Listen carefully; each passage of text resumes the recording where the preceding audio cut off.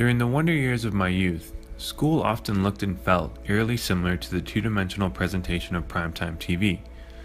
And like so many of the TV shows I watched as part of my regularly scheduled childhood, the particular programming of school aired at particular times. Classrooms equated to channels, subjects to sitcoms, and the production quality would always vary from one show to the next. Each sitcom had its own versatile lineup of personalities. More often than not, students were the dynamic characters, constantly undergoing changes in behavior or attitude, whereas most of my teachers were cast in this static state of suspended animation.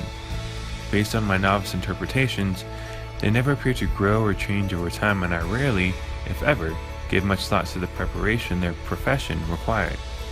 Nor did I contemplate the possibility of their existence outside the confines of curricular corridors. As a matter of fact, for the longest time I just sort of thought teachers were these eccentric creatures that magically existed by way of some universal order that I was ill-equipped to understand. Then I got older, then I decided to become a high school English teacher, and that's when TV became reality. Fresh out of graduate school, bursting at the seams with pedagogical semantics, my 20s were devoted to the pursuit of greatness, to the goal of becoming a great teacher. The teacher I never had, the teacher you saw in movies and always wanted to have but didn't. The problem was, I didn't know how to be great. Didn't know what I was looking for. Didn't know how to unlock the magic that would allow me to attain the greatness I sought, because for so many of those years, I was operating under the naive assumption that if I just worked hard enough and long enough, greatness would happen via some sort of teachery osmosis. It never did. But then a few years ago, I forced myself to slow down. In doing so, and like Ferris Bueller, I realized life moves pretty fast. If you don't stop and look around once in a while, you could miss it. That's when it dawned on me that every teacher carries with them a different sort of magic. Upon further reflection, I discovered that for me, the magic of teaching is rooted in selflessness, in the not-so-simple act of stepping outside of oneself, discarding all associations of self-interest, and helping another person. Quite simply, the magic lies in those situations when I'm afforded the opportunity to help someone because they need help with something. Oddly enough, this isn't a magic that needs to be attained through school.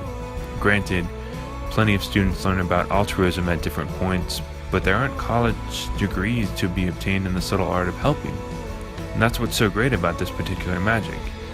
It's not alchemy. Anyone is capable of it. Anyone can act in unselfish ways and for the betterment of others. Many people in the world of education talk passionately about doing what's right for students. It's even right there in the Cobb County vision statement. One team, one goal, student success. When I was still in the classroom, the magic of teaching, the opportunity to act selflessly, was always focused on student success. It was also evident through a variety of actions. Sometimes it involved simple things like writing a college recommendation letter, breaking down a lesson for a student who didn't understand the objective, or just the consistency of being at my classroom door to greet students at the beginning of each class. Other times it involved taking students home after school or cross-country practice, making morning wake-up calls for those seniors who desperately needed to graduate, and utilizing unorthodox teaching methods to get my students to care about our class. These days, and ever since joining the Cobb Virtual Academy as an online content specialist, I seem to have adopted a broader sightline on students and their success. These days, I tend to view the vision of student success as more of a journey in working to make the community I grew up in as awesome and successful as possible. It's an opportunity that demands epic amounts of selflessness. It's also an opportunity I don't take lightly, because these days, the magic of teaching pertains to helping students, teachers, parents, and schools across the 24th largest school district in the country. Granted, this may be a simple, everyday sort of magic, but it's magic nonetheless.